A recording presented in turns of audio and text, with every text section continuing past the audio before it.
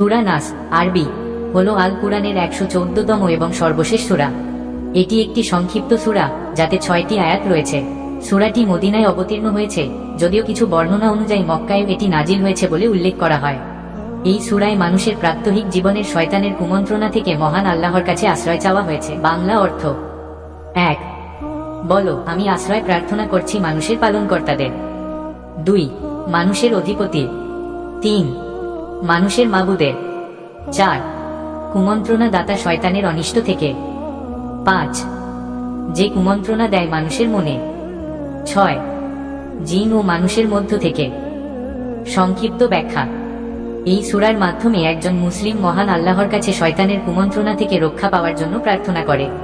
সূরাটিতে 3টি বিশেষ নামে আল্লাহর কাছে আশ্রয় চাওয়া হয়েছে: রব্বিন নাস, মানুষের পালনকর্তা; মালিকিন নাস, মানুষের অধিপতি; এবং ইলাহিন নাস, মানুষের উপাস্য। এই 3টি নামের মাধ্যমে আল্লাহর সর্বময় ক্ষমতা এবং বান্দার প্রতি তার ভালোবাসার দিকটি তুলে ধরা হয়েছে।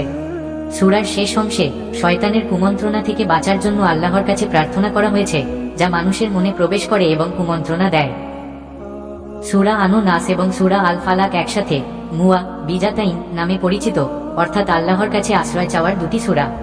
এই সূরা দুটি প্রায় একই সাথে একই প্রেক্ষাপটে নাজিল হয়েছিল এবং উভয় সূরায় অশুভ শক্তি থেকে মুক্তি ও আল্লাহর কাছে আশ্রয় চাওয়ার কথা বলা হয়েছে।